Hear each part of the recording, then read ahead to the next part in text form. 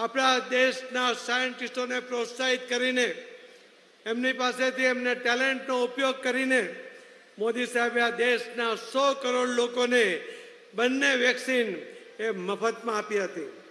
આજે જ્યારે આ વિકસિત દેશો કે સમૃદ્ધ દેશોએ પણ પોતાના દેશના નાગરિકોને આ વેક્સિન મફતમાં નથી આપી. આ દિન સુધી આપણે માંગવાવાળા હતા, પણ મોદી સાહેબે આપણા દેશના લોકોને આપ્યા ઉપરાંત 100 જેટલા દેશોને પણ એમને આ વેક્સિન આપી હતી.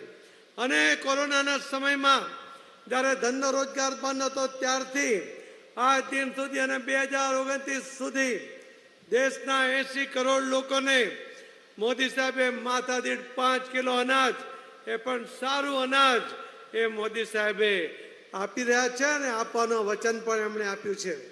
મોદી સાહેબે હમણાં જ સંકલ્પ પત્રની અંદર એક ઐતિહાસિક નિર્ણય કર્યો છે કે 70 વર્ષની ઉપરના ઉંમરના કોઈ પણ વર્ગનો વ્યક્તિ હોય એ દરેકને જો એને કોઈ મોટી બીમારી લાગુ પડે અને 5 લાખ રૂપિયા સુધીનો ખર્ચ એ પણ મોદી સાહેબ આપવાના છે.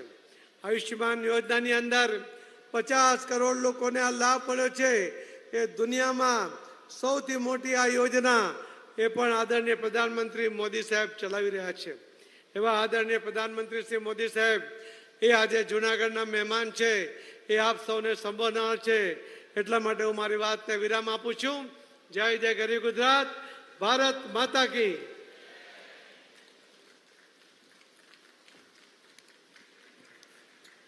આવો આપણે સૌ આમંત્રિત કરીએ દેશના પ્રધાન સેવકને કે તેઓ આપણને માર્ગદર્શન આપે.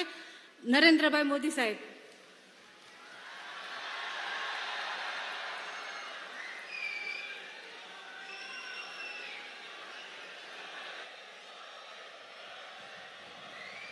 જય ગિરનારી,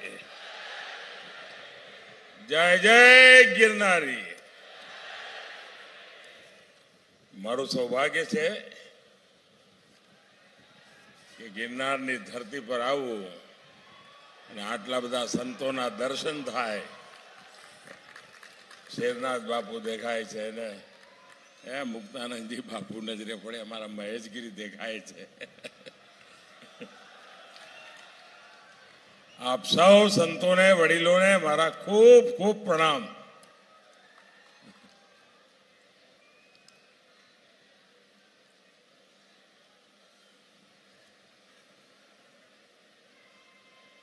ગયા 2 દિવસથી ગુજરાતની જનતા જનાર્દનના દર્શન કરવાનું મને સૌભાગ્ય મળ્યું છે.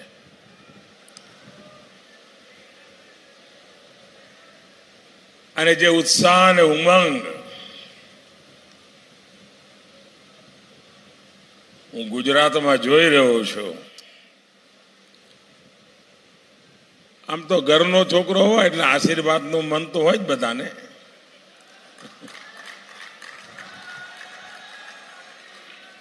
પણ જે ઉત્સાહ અને ઉમંગ હું જોઈ રહ્યો છું, આ પ્રેમ, આશીર્વાદ એ ખૂબ મોટી મારી મૂડી છે બાપા.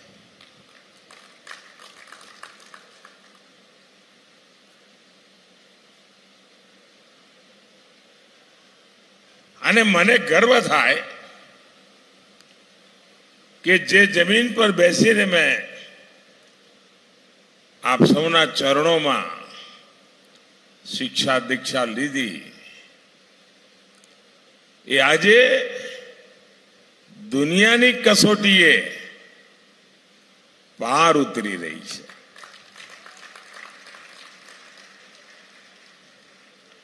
આપ સૌએ વડીલોએ મને આપેલી શિક્ષા, મને આપેલી દીક્ષા, મને આપેલા સંસ્કાર, આજે હું એને સલામ કરું છું કે તમારા એ સંસ્કારને કારણે આજે દુનિયામાં ભારતનો ડંકો વાગી રહ્યો છે.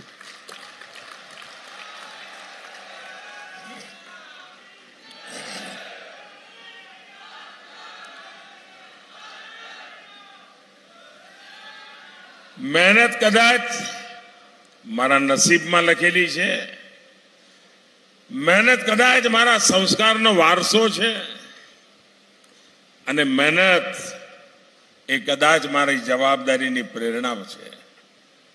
અને એના કારણે ગયા 10 વર્ષમાં આપે મને મોકલ્યા પછી મેં ક્યારે પાછું વળીને જોયું નથી.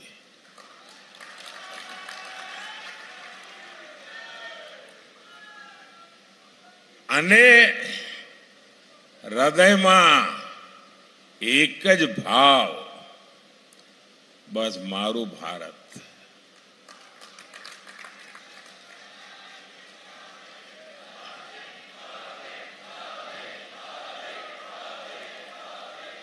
मेरा भारत, मेरा परिवार.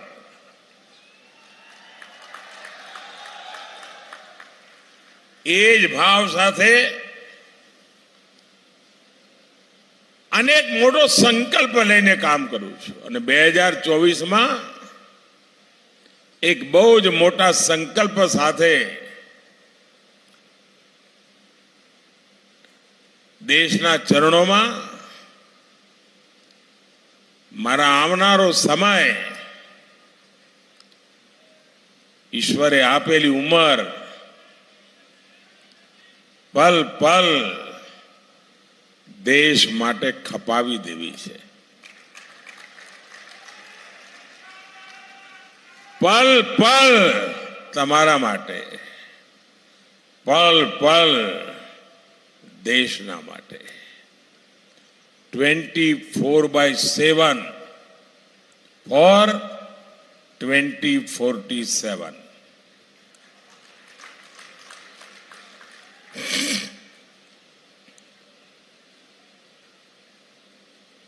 અને સપનું છે વિકસિત ભારતનું.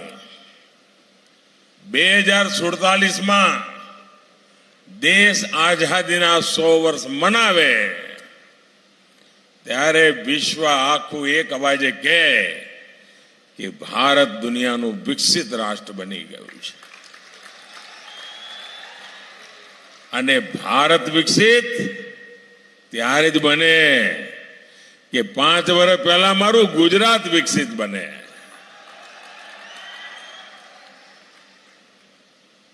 અને આ સંકલ્પને પૂરો કરવા માટે આ ચૂંટણી, भाइयों बहनों, ये चुनाव सामान्य चुनाव नहीं है. देश के लिए तो महत्वपूर्ण है ही है. भारत में स्थिर और मजबूत सरकार दुनिया के लिए भी महत्वपूर्ण है. और मेरे लिए व्यक्तिगत रूप से ये चुनाव एम्बिशन के लिए नहीं है. वो एम्बिशन तो 2014 में देश की जनता ने पूरा कर दिया. 2024 का ये चुनाव मोदी के एम्बिशन के लिए नहीं, मोदी के मिशन के लिए है. और मेरा मिशन है देश के उज्जवल भविष्य का. मेरा मिशन है देश को आगे ले जाने का. लेकिन कांग्रेस का एजेंडा क्या है?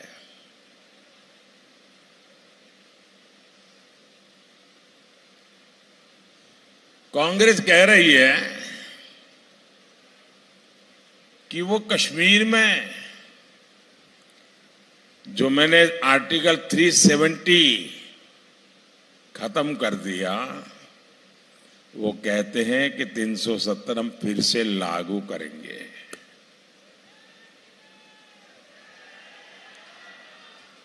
भाइयों बहनों, इस देश में जो लोग संविधान माथे पे लग करके नाच रहे हैं ना, उनकी सर्वसत्ता थी. पंचायत से पार्लियामेंट तक उनका राज था. कश्मीर में भी उनकी सरकारें थी, लेकिन वे कभी भी देश का संविधान सब जगह पे लागू नहीं कर पाए। मोदी के आने तक देश में 2 संविधान थे। एक संविधान से देश चलता था, दूसरे संविधान से जम्मू कश्मीर चलता था। क्या ये बाबा साहब आंबेडकर का अपमान नहीं था? क्या ये भारत के संविधान का अपमान नहीं था? क्या हिंदुस्तान के कोटि कोटि जनों का अपमान नहीं था? मैं सरदार पटेल की भूमि से आता हूं। अगर सरदार पटेल होते तो देश का संविधान जम्मू कश्मीर में भी शान से लगा होता। लेकिन जो काम सरदार साहब का अधूरा रह गया, ये धरती का संतान, आपका संतान, ये सेवक उसे पूरा कर पाया। 370 गई, 370 को जमीन में गाड़ चुका हूं। और मैं कांग्रेस के शाही परिवार को, कांग्रेस के शाहजादे को खुली चेतावनी देता हूं, अगर उनके हिडन एजेंडा है तो हिम्मत के साथ देश के सामने आके कहे कि वो धारा 370 फिर से लागू करेंगे। मैं देखता हूं बाबा साहब आंबेडकर का अपमान करने की उनमें कितनी ताकत है। અને આપણે ત્યાં તો કહે ને ખેલ ખેલાડી ના ઘોડા અસવારો ના। और इसलिए उनका जो एजेंडा है वो समझने जैसा है।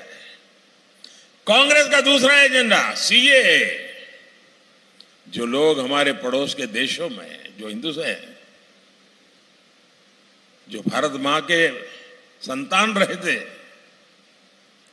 उनका एक ही गुना है कि वो हिंदू धर्म का पालन करते हैं, वो जैन धर्म का पालन करते हैं, बौद्ध धर्म का पालन करते हैं, ईसाई धर्म का पालन करते हैं, पारसी धर्म का पालन करते हैं। इसलिए वहां पर उन पर जुल्म होता है, वहां से उनको भगा दिया जाता है।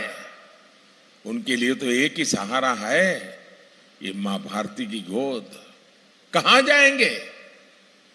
उनको मताधिकार देने का मैंने नागरिक का कानून बनाया, वो कहते उसको भी खत्म करेंगे, दोबारा हम पूरी तरह से दिलाएंगे। मैं वो भी कांग्रेस को चुनौती देता हूं, उनके सारे चट्टे पट्टे को चुनौती देता हूं। अब देश में से न फिर से 370 ला पाओगे, न सीएए हटा पाओगे। मैंने 3 तलाक कानूनी रूप से उस पर प्रतिबंध लगा दिया, ताकि मेरे देश की मुसलमान बेटियों को सम्मान से जीने का हक मिले। कोई सरफरा 3 बार तलाक बोल दे और उस बच्ची की जिंदगी बर्बाद हो जाए, और सिर्फ बच्ची की नहीं, उसके माँ बाप भाई बहन जिन्होंने उसको शादी करके ससुराल भेजा था, जब बेटी वापस लौटेगी तो उस परिवार का क्या होगा? मैं उन सब की रक्षा करना चाहता था, और इसलिए मैंने 3 तलाक पर रोक लगाने का कानून बना दिया। मैं कांग्रेस को चुनौती देता हूं, शाहजादे को चुनौती देता हूं, हिम्मत है तो खुल करके कहिए कि दोबारा 3 तलाक की मुक्ति दे देंगे और वोट के लिए 3 तलाक अलाउ कर देंगे। ये मोदी है, मुकाबला नहीं कर पाओगे। कांग्रेस के एक सांसद दक्षिण भारत को अलग करने की मांग कर रहे हैं। देश को इतना बांटा, कितना बांटोगे? राजनीति इतनी गिर गई है आप लोगों की। इंडिया अलायंस की पार्टनर पार्टियां भी विभाजन की बात करती है। साथियों, कांग्रेस के लोगों को विभाजन की मानसिकता विरासत में मिली हुई है। एक कांग्रेस ही है जिसने सत्ता के लिए देश का विभाजन तक स्वीकार कर लिया था। तमिलनाडु के पास एक पूरे का पूरा आइलैंड कच्चातीव द्वीप, ये कांग्रेस सरकार ने देश आजाद होने के 30 साल के बाद पड़ोसी को दे दिया। ऐसे ही अपनी पर्सनल प्रॉपर्टी हो ऐसे ही दे दिया, लो ले जाओ मौज करो। और ये सच्चाई अभी अभी सामने आई है कि कांग्रेस के नेताओं ने बयान दिया था कि उस द्वीप पर, उस टापू पर कुछ नहीं है, कोई रहता नहीं है, क्या जरूरत है, ले जाने दो। आप कल्पना कर सकते हैं ऐसी सोच वाले जो लोग हो, मैं तो सोच करके कभी कभी कांप जाता हूं, अगर सरदार वल्लभ भाई पटेल न होते तो उन्हें गुजरात के गौरव की चिंता वो लोग न करते और मेरा जूनागढ़ भी पाकिस्तान के पास चला गया होता। ये मेरे गिर के शेर दुनिया के सामने गर्जना करते हैं, वो हमारे पास नहीं होते। दोस्तों, साथियों, ये सरदार पटेल है जिनका इतना बड़ा योगदान कि आज मैं आपके बीच बैठ करके हम लोग भारत का भाग्य लिखने के लिए बात कर सकते हैं। दोस्तों, साथियों, कांग्रेस पार्टी जैसी खतरनाक मानसिकता, गुजरात को लेकर कांग्रेस के मन में जो खीज और नफरत है, कांग्रेस के अगर सत्ता में आई तो ये गुजरात के लिए, देश के लिए खतरनाक हालात पैदा कर सकती है। ये तो कह देंगे कि कच्छ में, रेगिस्तान में क्या जरूरत है यार, उधर तो कोई रहता नहीं है, ना घास फूस है, कुछ नहीं है, दे दो। उनको देर नहीं लगे, उनको कोई परवाही नहीं है, उसका भी सौदा कर सकती है। यहां गुजरात के तटीय क्षेत्र में कई ऐसे द्वीप हैं जहां कोई नहीं रहता है। कांग्रेस ऐसे द्वीपों का भी सौदा कर सकती है। और ये मोदी है जिसने पहली बार प्रधानमंत्री के बनने का, आजादी के इतने सालों के बाद, ये मीडिया के लोगों का काम है रिसर्च करना, अच्छा होता पहला आप लोगों ने रिसर्च की होती तो। भारत सरकार के पास ये जानकारी नहीं थी कि हमारे पास कितने द्वीप है। मैंने आकर के सैटेलाइट से सर्वे कराया और आज हमारे देश के आसपास, हमारे समुद्र के इलाके में 1300 से ज्यादा द्वीप है और कुछ द्वीप तो सिंगापुर से बड़े हैं। और मैंने ये भी ठान लिया है मैं उसमें से भी सिलेक्ट कर करके उसका भी डेवलपमेंट करूंगा। ये टूरिस्ट को कहीं इधर उधर जाना नहीं पड़ेगा, दुनिया के टूरिस्ट के लिए यहां जगह बन जाएगी। ये संभावना है। ये हमारे यहां के समुद्री तट के किनारे पर भी है जी। ये सब डेवलप होने वाला है। साथियों, ये कांग्रेस का चलता तो हिमालय की बर्फीली चोटियों का भी सौदा कर सकती है, क्योंकि वहां भी कोई रहता नहीं है। कांग्रेस की खतरनाक सोच से देश को सावधान रहना है। साथियों, कांग्रेस जब तक सत्ता में रही, देश की सुरक्षा को दांव पर लगाती रही। कब कहां बम का धमाका हो जाए कुछ पता नहीं होता था। और जो यहां नौजवान है ना, जो 20, 22, 25 साल के हैं, जो पहली बार वोट करने जाने वाले हैं, 10 साल पहले देश का क्या हाल था उनको ध्यान में नहीं होगा, क्योंकि उस समय उनकी उम्र 8 साल, 10 साल, 12 साल रही होगी।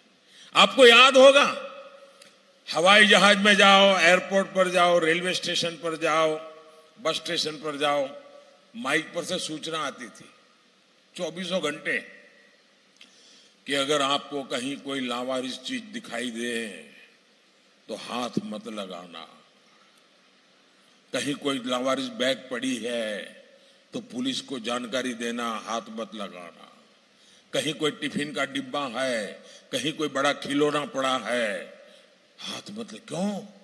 डर रहता था बम का धमाका होगा, उसमें बम रखा होगा।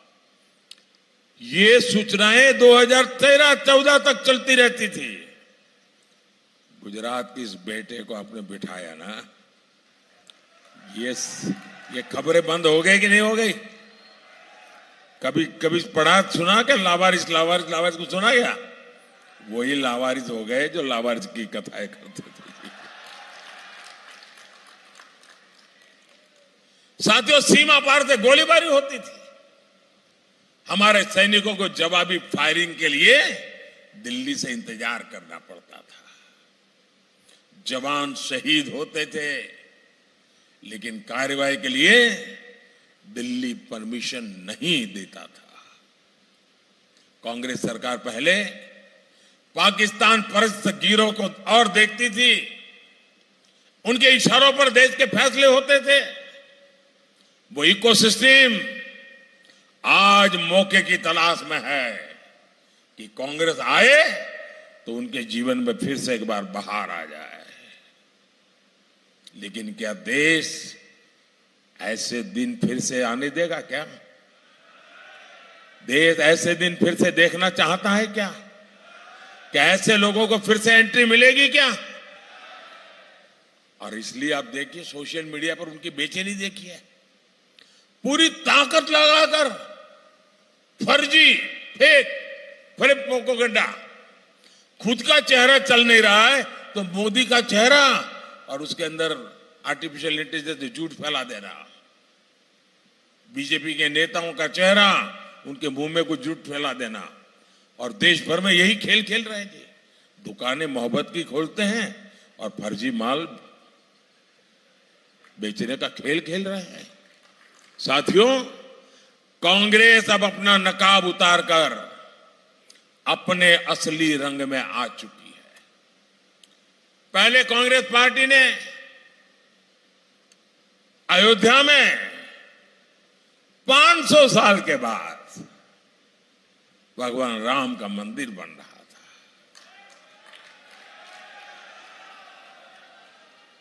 आजादी के 75 साल बाद भी उन्होंने रोड़े अटकाने की कोशिश की, अदालतों में भी रोड़े अटकाए।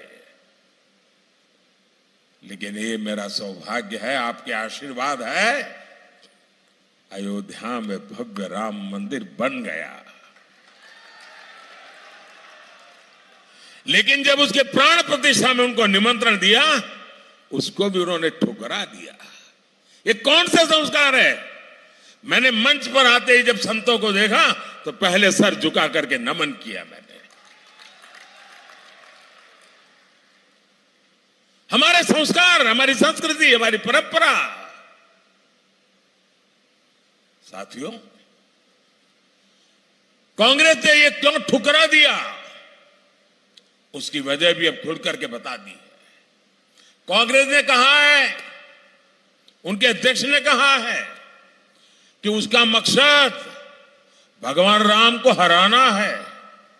आपने सुना होगा। और ये बयान कांग्रेस के राष्ट्रीय अध्यक्ष ने दिया है।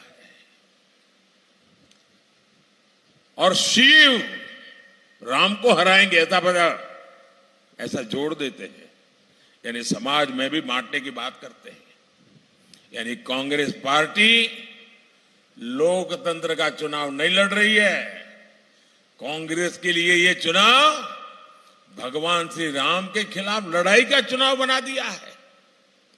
मैं इनसे पूछना चाहता हूं, भगवान राम को हराकर जरा बताएं ये किसको जिताना चाहते हैं?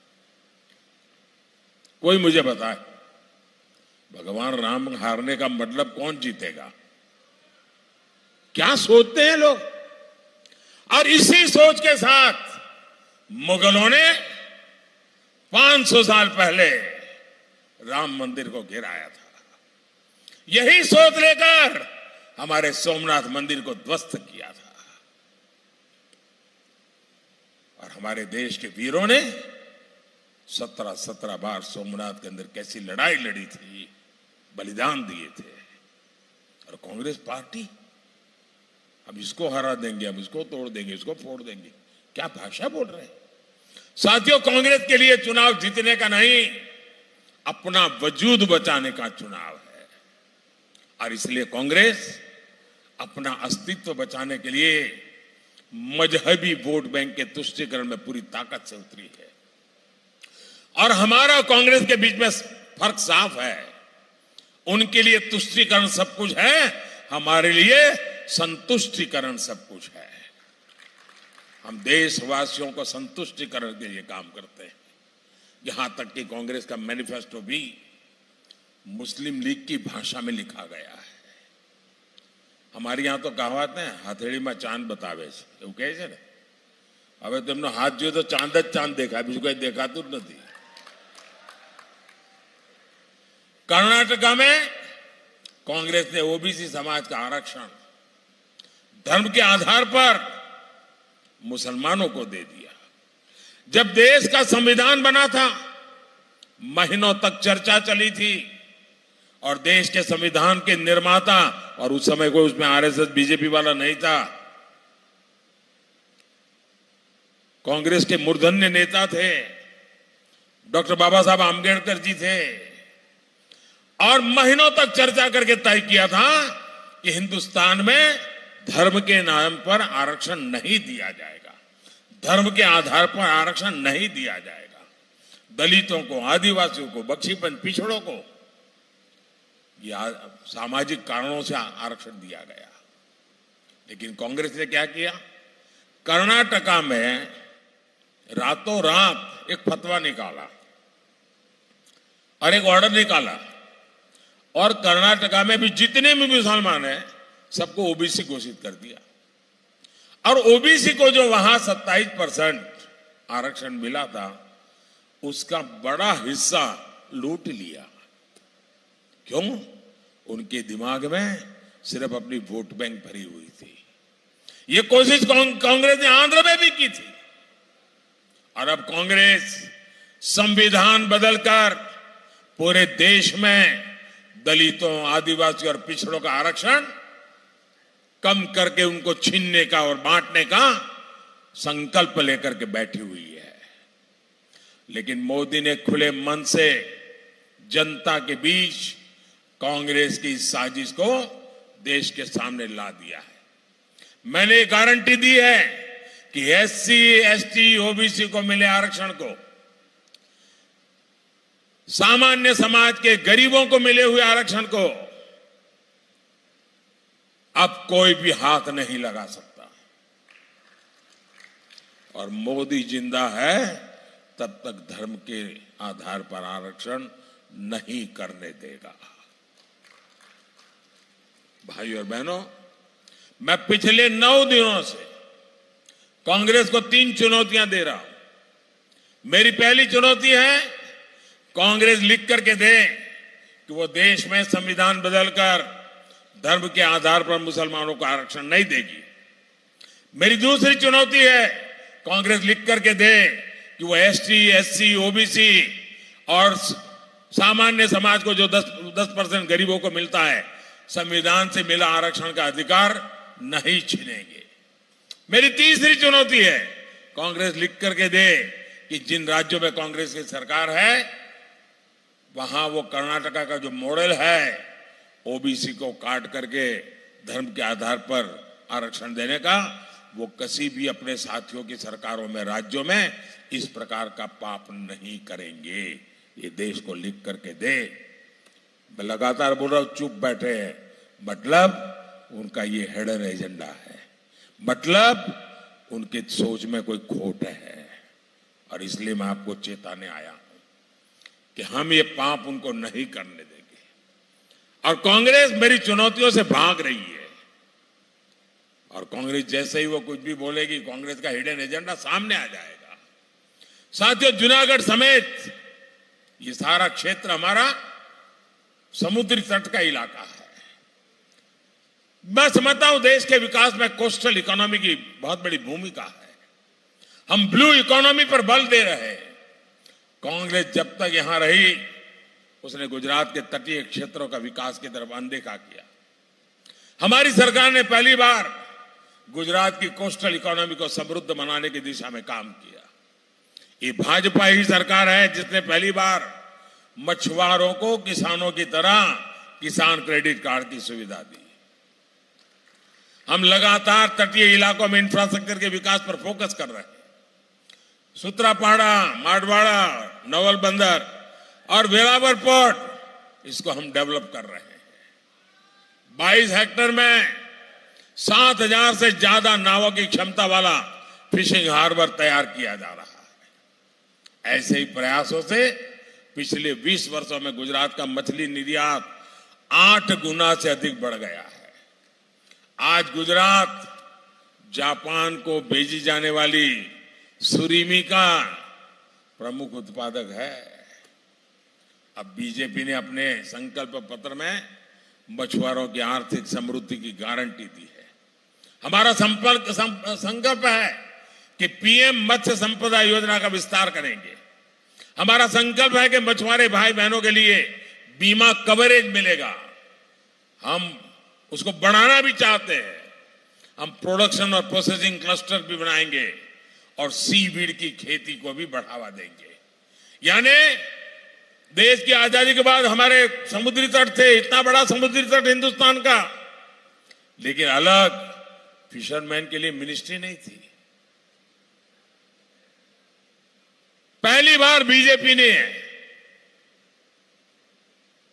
मछुआरों के लिए अलग मंत्रालय बनाया है, क्योंकि हम ब्लू इकोनॉमी को, मछुआरों के जीवन को, हमारे कोस्टल को हर प्रकार से डेवलप करना चाहते हैं, उनके जीवन में बदलाव लाना चाहते हैं। साथियों, गुजरातनी धरती, મને યાદ છે હું જ્યારે ગુજરાતનો મુખ્યમંત્રી હતો અને બહાર જઈને વાત કરું કે અમારું બજેટ મોટું પાણીમાં જાય છે, કારણ કે ગુજરાતમાં 10 વર્ષમાં 7 વર્ષ દુષ્કાળ પડે, પાણી વિના આપણે બલખા મારતા હોઈએ, એવા આપણા દિવસો। આજે ગુજરાત જે 20 વર્ષ લગાતાર પાણી માટે આપણે મહેનત કરી, જન આંદોલનો ચલાવ્યા, અમૃતસરો બનાવ્યા, ચેક ડેમો બનાવ્યા, સુજલામ સુફલામ યોજના બનાવી, આ બધા પ્રયત્નોનું પરિણામ છે કે આજે આપણે પીવાના પાણી અને ખેતરને પાણી પહોંચાડી શકીએ છીએ। નર્મદા યોજનાનો આપણે પૂરતો લાભ પહોંચાડવા માટે સૌની યોજના આ ચાલી છે। જલ જીવન મિશન, ઘરે ઘરે નળથી જળ મળે। મારી માતાઓ બહેનોને માથે બેડલા લઈને 2 કિલોમીટર જવું પડતું હતું, બધું બંધ કરાવી દીધું। મોદીએ બેડલા ઉતરાવી દીધા। તાળે અને ઘરમાં નળમાં જળ મળે। જુનાગઢ, પોરબંદર, અમરેલી આ બધા જ ગામોમાં પાણી પહોંચે એની વ્યવસ્થા, મોટી પાઇપલાઇનો લાગે। હું જ્યારે ગુજરાત બહારનું કોઈને કહું ને કે મારુતિ કાર જાય એવડી મોટી પાઇપલાઇનો છે, તો એમને આશ્ચર્ય થતું હતું। અને ગુજરાતવાળા તો જોઈ છે, અંદર ઘર બનાવીને રહેવું તો એવડી મોટી પાઇપ નાખી છે મેં નીચે। અને અમરેલીમાં સૌની યોજનાથી 30,000 હેક્ટર ભૂમિને સિંચાઈ પહોંચી છે। આદિવાસી ખેડૂત 3 ફસલ ઉગાવી શકે એની વ્યવસ્થા કરી છે। लगातार विकास माटे नवा इंफ्रास्ट्रक्चर ने बल आप्યું છે। સોમનાથ થી ભાવનગર નેશનલ હાઈવે એના પર કામ ચાલી રહ્યું છે। જૂનાગઢમાં 300 કરોડ રૂપિયાની લાગતથી 4 લેન સડક સોમનાથ જૂનાગઢ વચ્ચે કેશોદનો એરપોર્ટને મારે ગાજતું કરવું છે। મારે દુનિયાના ટુરિસ્ટોને અહીંયા લાવવા છે। ગીરનો લાયન જુએ, મારું સોમનાથ જુએ, મારું દીવ દમણ જુએ, એના માટે મારે મોટું કામ કરવું છે ભાઈઓ। અમારા જુનાગઢ જિલ્લામાં ટુરિઝમને માટે એટલી બધી તાકાત છે। હું જ્યારે બહાર કોઈને કહું ને કે તમે એક રાજ્યમાં 7 દાડા રહીને આવો ને, તમારા એકલા જુનાગઢ જિલ્લામાં 7 દાડા જોઈએ તમારે, એટલું બધું છે। ગીર, સોમનાથ, કોડીનાર મોટા પોર્ટ બનાવવાની કલ્પના છે। અને 10 વર્ષની ઉપલબ્ધિઓ, 5 વર્ષનો સંકલ્પ, 25 વર્ષનું વિઝન, આની સાથે આજે અમે દેશ પાસે આવ્યા છીએ। ભાઈઓ, પીએમ સૂર્યઘર યોજના, મારું સપનું છે તમારું વીજળીનું બિલ 0 કરવાનું। મારું સપનું છે તમારી ગાડી, સ્કૂટર, સ્કૂટી, પેટ્રોલનું બિલ 0 કરવાનું। તમને થાય કે આ મોદી સાહેબ શું કહે છે? હા, હું તો પાકો ગુજરાતી જ ભાઈ। પીએમ સૂર્યઘર યોજના, સરકાર પૈસા આપે છે, તમારા ઘર ઉપર સોલાર પેનલ લગાવો, વીજળી ઉત્પાદન કરો, વીજળી ઘરમાં મફત વાપરો, અને વધારાની વીજળી સરકાર ખરીદશે, તમને પૈસા આપશે. એટલું જ નહીં, તમે જે વીજળી પેદા કરશો, તમારું સ્કૂટર, હવે ઇલેક્ટ્રિક વ્હીકલ આવવાના છે. સ્કૂટર, ગાડી, સ્કૂટી ઇલેક્ટ્રિક ચાર્જ થાય, પછી તમે અહીંથી રાજકોટ જાઓ, ભાવનગર જાઓ, જામનગર જાઓ, અમદાવાદ જાઓ, બાપુડી લહેરે લહેર, 1 રૂપિયાનો ખર્ચો નહીં. બધું કાના માતા વગર મફત.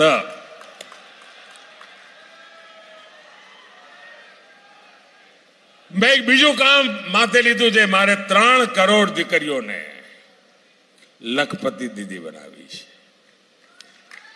દેશમાં ગામડામાં 3 કરોડ લખપતિ દીદી બનાવી. એટલા માટે મારે હું એક પ્રસંગ કહેવા માંગુ છું. હું થોડા દિવસ પહેલા મધ્યપ્રદેશના શહેડોલ પાસે આદિવાસી ગામમાં ગયેલો. કોઈ કાર્યક્રમ હતો નહીં, મારી પાસે સમય હતો, જ્યારે ગામમાં મને થયું ચાલો બધાને મળું. તો ત્યાં સ્વયં સહાયતા સમૂહ ચલાવનારી કેટલીક બહેનોને મળવાનો કાર્યક્રમ બનાવ્યો. તો એમની જોડે બેઠો તો મેં બહેનોને પૂછ્યું કે બેન શું ફરક પડ્યો છે? તો એમાં એક બહેને કહ્યું, સાહેબ મારી આવક, હું લખપતિ દીદીમાં આવી ગઈ છું, કારણ કે અત્યાર સુધીમાં 1 કરોડ લખપતિ દીદી બનાવી દીધી છે. મેં બહેનને પૂછ્યું શું કરશો? હવે તમે વર્ષે લાખ રૂપિયા કમાતા થયા તો શું કરશો? તો આદિવાસી બહેને તો મને કહ્યું, સાહેબ થોડા ઘરેણા લાવવા છે. સ્વાભાવિક ઈચ્છા થાય, થોડા સોનું ચાંદી ખરીદવા છે. મેં એક બીજી બહેનને પૂછ્યું, એ થોડું 8મા 9મા સુધી ભણેલા બહેન હતા. તો બેન તમે શું કર્યું? એ કે મેં તો મારા પતિ છે ને એ સાયકલ પર મજૂરી કરવા જતા હતા, તું એમના માટે સ્કૂટી લઈ આવી. પછી કે મને ખબર પડી કે મને બેંકથી લોન મળે, તો મેં જરા ભણેલી હતી લીધું તપાસ કરી. પછી મેં ટ્રેક્ટરની લોન લીધી અને મેં મારા પતિને એમના જન્મદિવસે ટ્રેક્ટર ભેટ આપ્યું. એક આદિવાસી દીકરી કહે છે મેં એને ટ્રેક્ટર ભેટ આપ્યું. અને પછી મને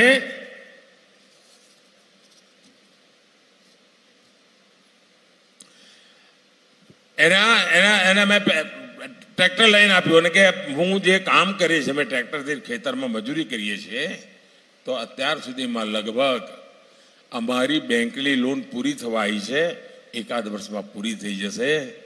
આ લખપતિ દીદીની કમાલ છે. 1 કરોડ લખપતિ દીદી બની ગઈ છે.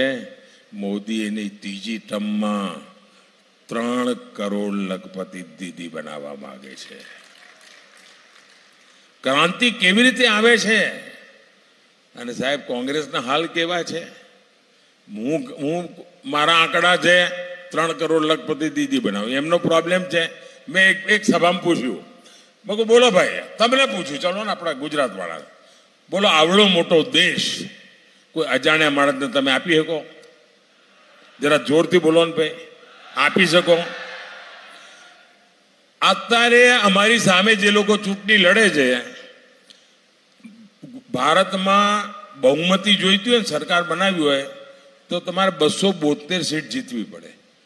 ઓછામાં ઓછી 272 તમારી પાસે જોઈએ. ભાજપ સિવાય એકે પાર્ટી 272 સીટ જ નથી લડતી. બોલો હવે એમનું શું થાય? અને છતાંય બસ પીએમ બનવું છે. હવે મને કહો, જેને તમે જાણ્યો હોય, પારખ્યો હોય, એને તમે પીએમ બનાવો કે ના બનાવો? આવડો મોટો દેશ એને જ સોંપો ને. જેને જેનો રેકોર્ડ જ ખબર ના હોય એને તમે પીએમ બનાવી શકો?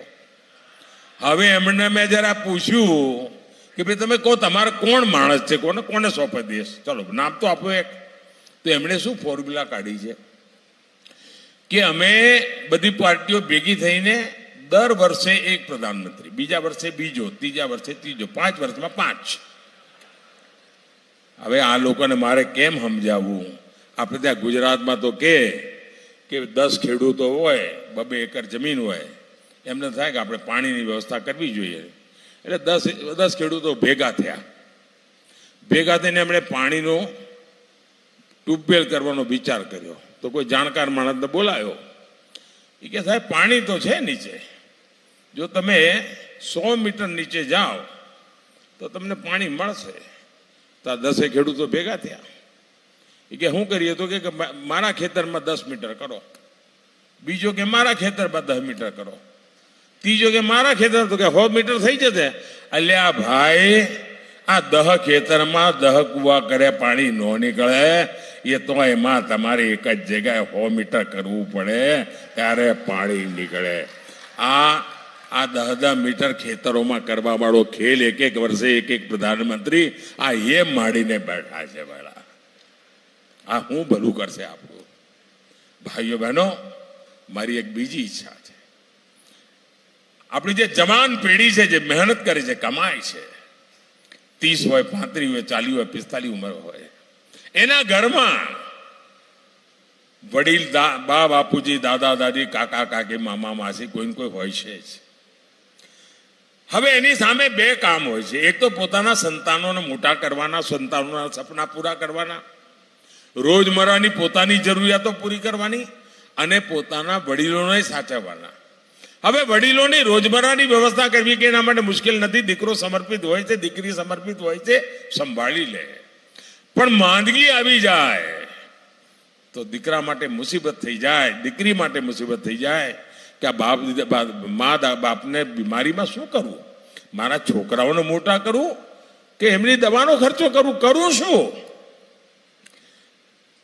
આ એની ચિંતા દૂર કરવાનું કામ તમારા દીકરાએ કર્યું છે. મેં નક્કી કર્યું છે કે 70 વર્ષથી ઉપરના જે કોઈ હશે, ગમે તે સમાજના, ગમે તે વર્ગના, ગમે તે આર્થિક સ્થિતિવાળા, ગમે તે 70 વર્ષથી ઉપરના જે કોઈ હશે, એના ઈલાજનો ખર્ચો દિલ્હીમાં તમારો દીકરો સંભાળશે.